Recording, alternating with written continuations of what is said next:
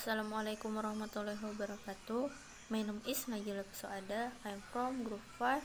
I'm ready to fight keyakinan. I Muslim believe in Allah and he express his belief in the words. Plant it in the heart and the express it in the deep. This faith is expressed and displayed by two kinds of expression, general and specific. Seorang muslim percaya kepada Allah dan dia mengungkapkan keyakinannya dengan kata-kata, menanamkannya di dalam hati dan mengaktualisasikannya atau mewujudkannya dalam perbuatan. Keyakinan ini diungkapkan secara rinci melalui dua jenis ungkapan, umum dan khusus. As a general faith, a Muslim believes in Allah with all His name and attributes and expect all His commands. There are 99 attributes and name of Allah, and Muslim believe in all His attributes. Allah is all powerful, the all-knowing, and the creator of universe. A Muslim regards him as the only ruler and master. A Muslim has to live often Allah merely alone. Sebagai keyakinan umum, seorang muslim percaya kepada Allah dengan semua nama dan sifatnya dan menerima semua perintahnya. Ada 99 sifat dan nama Allah dan seorang muslim percaya pada semua sifatnya. Allah Maha Kuasa, Maha Mengetahui dan Pencipta alam semesta.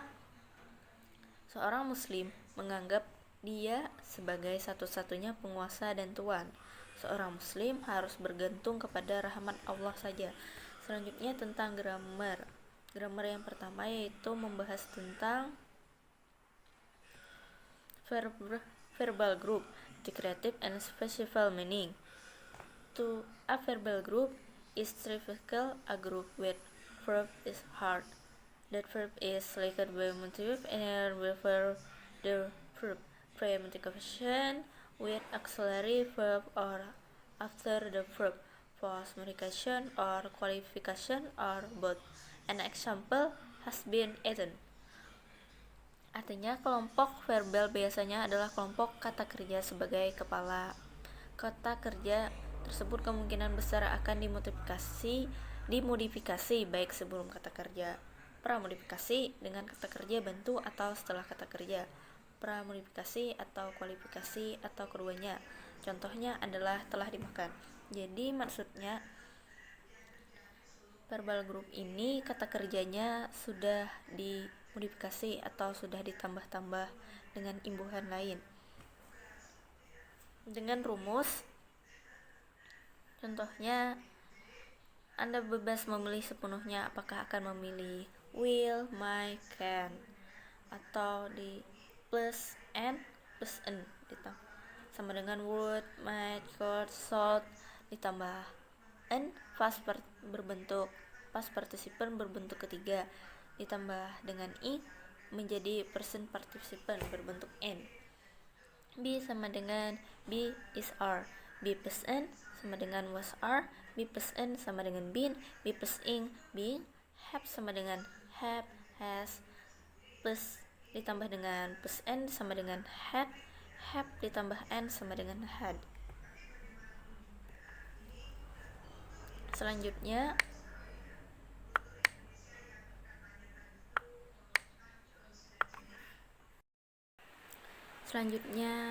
tambahannya tentang rumusnya.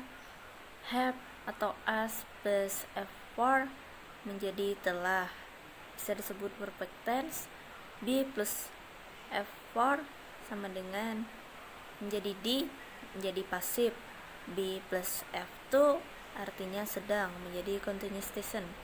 Have atau has plus been plus F4 artinya telah di, yang bermakna perfect past. Have atau has plus been plus verb telah dan masih sedang artinya. yang bermakna perfect continuous. Example, the party is expression in details ditambah dengan expression ditambah dengan id. The teaching of the last prophet is know. The teaching is written when the Quran and written ditambah dengan n. The student are reading book in the library. Are reading ditambah dengan ing. They have finished reading 2 book. Have finished ditambah dengan ed. The 2 book have been written to 3 hours. Have been written ditambah been dan n. Selanjutnya membahas tentang struktur present perfect tense.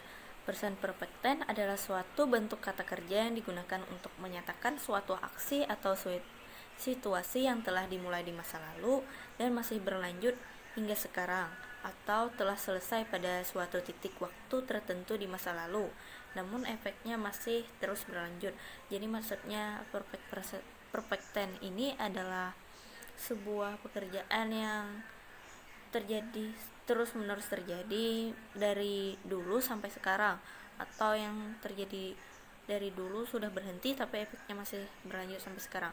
Jadi kita menggunakan present perfect tense untuk menunjukkan suatu kejadian yang telah terjadi dalam waktu yang tidak spesifik. Jadi keterangan waktu seperti yesterday, 1 year ago, last week, dan lainnya tidak dibutuhkan dalam present tense ini. Selanjutnya coba perhatikan perfect tense berikut ini.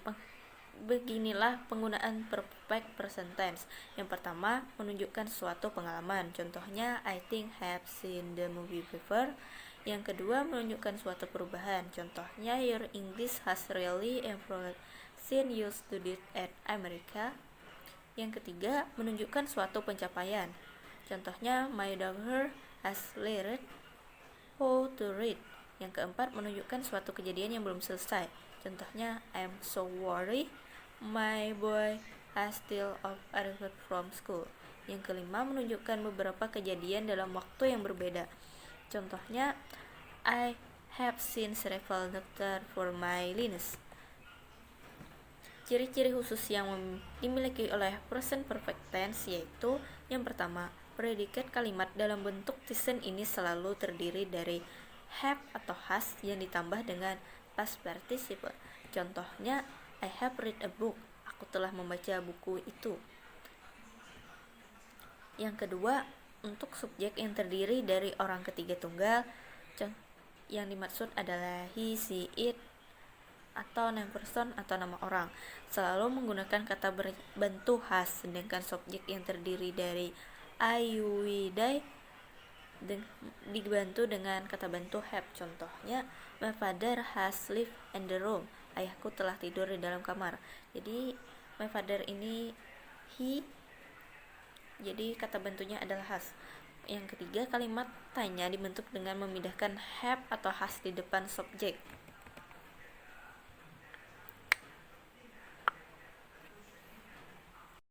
Selanjutnya yang ketiga, kalimat tanya dibentuk dengan memindahkan have atau has ke depan subjek atau pokok kalimat. Contohnya, have not they done the homework? Tidakkah mereka telah mengerjakan PR?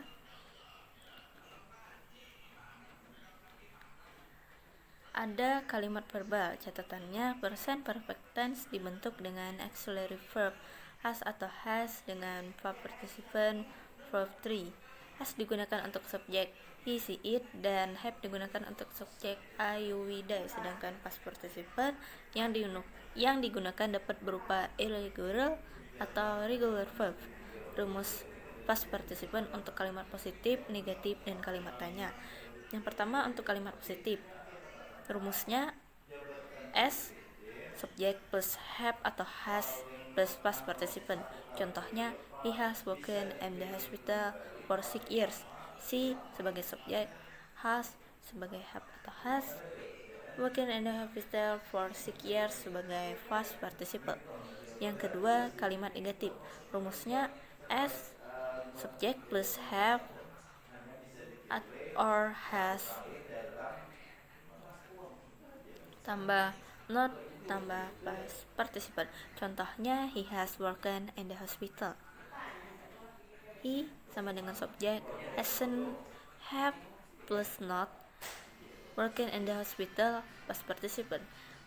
Yang ketiga, kalimat tanya, have or has plus s plus past participle. Contohnya, has he worked in the hospital for 6 years? Have or has diletakkan di awal kalimat, habis itu si adalah subjek, work in the hospital for 6 years adalah past participle. Yang kedua, untuk kalimat nominal, catatan untuk kata ganti orang ketiga seperti I, you, we, they, maka menggunakan have. Namun untuk kata ganti orang ketiga seperti he, she, maka menggunakan has. Rumus past perfect untuk kalimat positif, negatif, dan kalimat tanya, yaitu pertama untuk kalimat positif, rumusnya has plus has or have plus been plus o. Contohnya, Brandon has been recruited from Linus. Brandon adalah subjek, has adalah has or have plus been recommended from Linus, o. Kalimat negatif, rumusnya s plus has or have plus not plus been plus o.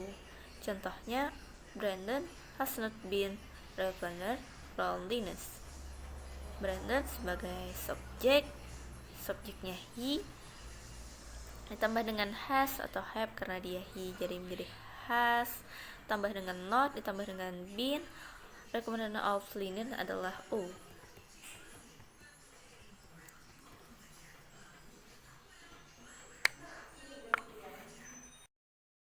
Yang terakhir untuk kalimat tanya dengan rumus has or have plus s plus been plus o.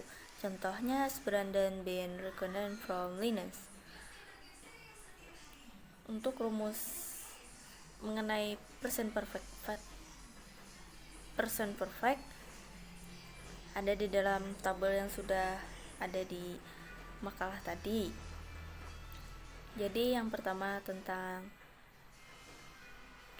I have finished my work, the student have finished, Jim has eaten lunch.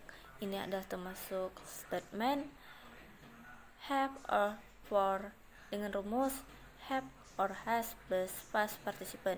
Yang kedua tentang I, we, you, we, eaten lunch, she's, his, eaten lunch, it's been good for the last 3 days.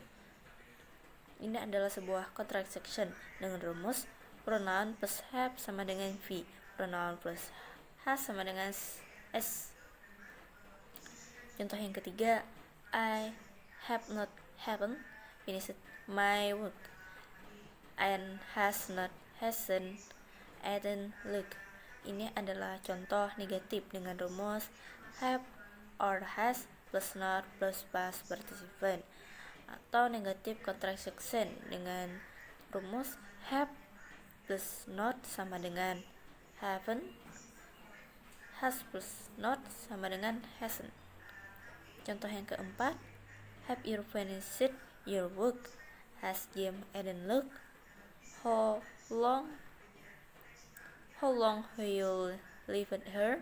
Ini adalah bentuk question atau bentuk pertanyaan yang rumus have or has plus subject plus past participle. Yang kelima, contoh yang kelima, ada dua percakapan, yaitu have you seen that movie? Yes, I have. Or no, I haven't. Contoh yang kedua, has Jim eaten lunch? Yes, he has. Or no, hasn't. Ini adalah sebuah contoh short answer atau jawaban sebuah pertanyaan dengan rumus have or haven't, or has or hasn't, dengan catatan the sleeping verb in the short answer is not contrast with the pronoun. Demikian penjelasan dari saya. Selanjutnya akan dilanjutkan oleh rekan saya. Wassalamualaikum warahmatullahi wabarakatuh. Assalamualaikum warahmatullahi wabarakatuh. Saya Ahmad Hairani ingin presentasikan kelompok saya, yaitu a specific fact in detail that a Muslim believes in Allah, His angels, His holy books, all of His prophets, the day of judgment and life after death, and in the fact that good and evil all come from Him. A true Muslim believes in all of the articles of faith and follow the last prophet in his action.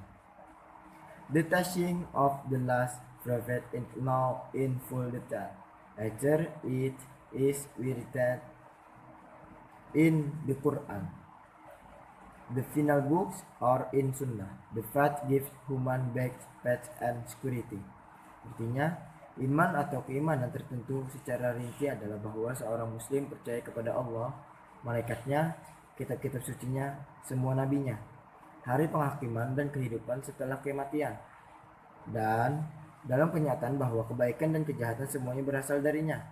Seorang muslim sejati percaya pada semua artikel iman ini dan mengikuti nabi terakhir.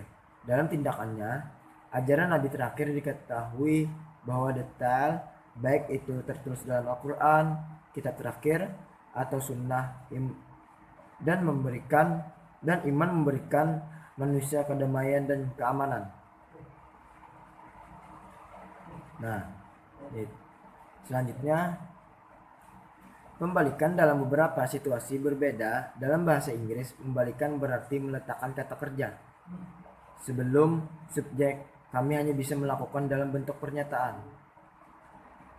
yaitu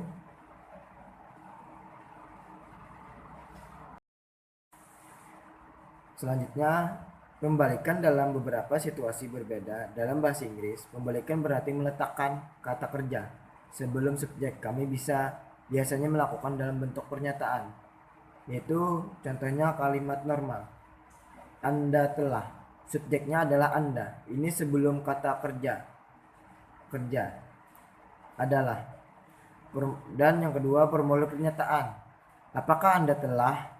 Nah, kata kerja are sebelum subjek. Anda, mereka telah. Anda, mereka telah berpindah tempat. Ini disebut inversi. Dalam kebanyakan bentuk kata kerja bahasa Inggris, ketika kita ingin menggunakan inversi, kita cukup memindahkan kata kerja ke sebelum subjek. Jika ada lebih dari satu kata kerja, karena kata kerja memiliki kata kerja bantu misalnya, kita pindahkan kata kerja pertama. Dengan dua bentuk kata kerja di mana kami hanya mengubah tempat kata kerja dan subjek. Contohnya, hadir sederhana dengan jadilah. Apakah saya, atau apakah Anda, atau apakah dia. Nah, simple with be, apakah kamu, atau apakah dia. Dalam bentuk kata kerja lain, kita mengubah tempat subjek dan kata kerja bantu, yaitu kata kerja bantu pertama jika ada lebih dari satu. Kami tidak memindahkan bagian lain dari kata kerja. Hadir terus menerus, apakah saya akan atau Anda akan pergi. Yang kedua, melewati terus menerus, apakah dia akan pergi atau apakah mereka akan pergi. Present perfect, sudahkah kita pergi atau sudahkah dia pergi. Nah, present perfect continuous, yaitu apakah dia sudah pergi atau pernah pergi. Dan past perfect, yaitu apakah kamu pergi. Dan past perfect continuous, apakah dia sudah pergi. Nah, masa depan sederhana yaitu akankah mereka pergi. Masa depan berkelanjutan, maukah Anda pergi. Masa depan sempurna yaitu akankah mereka pergi, dan masa depan sempurna terus-menerus, yaitu akankah dia pergi. Dan kata kerja modal, yaitu haruskah saya pergi atau maukah Anda pergi. Dan dua tenses di mana kita perlu menambahkan do atau does atau did, that, atau untuk membuat form pernyataan. Kita juga perlu mengubah kata kerja utama kembali ke infinitif. Ini biasanya masih disebut inversi, yaitu sajikan sederhana dengan kata kerja apapun kecuali menjadi, atau tambahkan lakukan atau lakukan. Apakah Anda pergi atau apakah dia. Nah, past simple dengan kata kerja apapun kecuali be, yaitu at atau did, atau apakah kita pergi atau apakah mereka pergi. Kapan kita menggunakan inversi? Tentu saja kami menggunakan inversi dalam pernyataan. Anda dapat membaca lebih lanjut tentang ini di sini, namun terkadang kami juga menggunakan inversi dalam kasus lain saat kami tidak mengajukan pernyataan, yaitu pertama, saat kita menggunakan kata keterangan negatif atau past keterangan di awal, dan yang kedua, kita dapat menggunakan inversi daripada if dalam kondisional dengan had, were, and so. Ini cukup formal. Dan yang ketiga,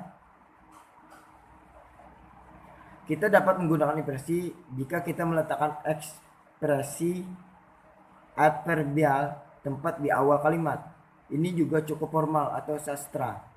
Dan yang terakhir, keempat, yaitu kita bisa menggunakan inversi setelah so dan atau tambah adjektif dan that. Nah, sekian dari saya. Salah hilap mohon dimaafkan, dan kurangnya mohon juga dimaafkan. Wassalamualaikum warahmatullahi wabarakatuh.